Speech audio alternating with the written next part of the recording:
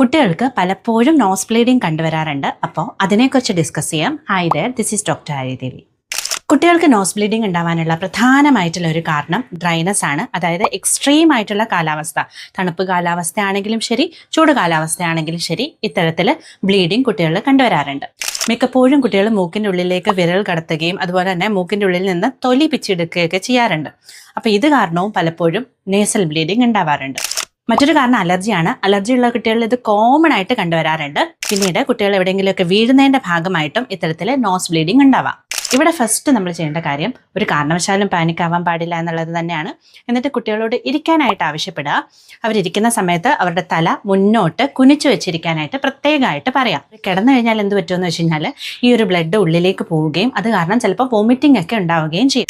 അവരിരുന്നതിന് ശേഷം അവരോട് വായിൽ കൂടെ ശ്വാസം എടുക്കാനും പുറത്തേക്ക് വിടാനായിട്ട് പറയാം. എന്നിട്ട് നമ്മളുടെ തള്ളവിരലും ചൂണ്ടുവിരലും ഉപയോഗിച്ച് അവരുടെ മൂക്ക് നന്നായിട്ട് അടച്ചു പിടിക്കാം. ഒരു 10 മിനിറ്റ് ഇത് തുടരുകയും ചെയ്യുക. ഈ ഒരു 10 മിനിറ്റിന് ശേഷം മാത്രമേ നമ്മൾ ബ്ലീഡിങ് നിന്നോന്ന് നോക്കാനായിട്ട് കൈയെടുക്കാനായിട്ട് പാടുള്ളൂ. 10 മിനിറ്റിന് ശേഷം ബ്ലീഡിങ് നിന്നിട്ടില്ല എന്നുണ്ടെങ്കിൽ ഈ ഒരു കാര്യം തന്നെ നമ്മൾ കണ്ടിന്യൂ ചെയ്യുക, വീണ്ടും ഒരു 10 മിനിറ്റത്തേക്ക് കൂടെ. എന്നിട്ടും ബ്ലീഡിങ് നിന്നിട്ടില്ലെങ്കിൽ ഈ ഒരു കാര്യം കണ്ടിന്യൂ ചെയ്തുകൊണ്ട് തന്നെ ഹോസ്പിറ്റലിലേക്ക് പോകാനായിട്ട് പ്രത്യേകം ശ്രദ്ധിക്കുക. അതുപോലെ തന്നെ കോൾഡ് കംപ്രസർ അവരുടെ മൂക്കിൻ്റെ മേളിൽ വെക്കുന്നത് ബ്ലീഡിങ് കുറയ്ക്കാനായിട്ട് ഹെൽപ്പ് ചെയ്യും. ഐസാണ് വെക്കുന്നതെങ്കിൽ ഒരു തുണിയിൽ പൊതിഞ്ഞ ശേഷം വെക്കാനായിട്ട് ശ്രദ്ധിക്കുക.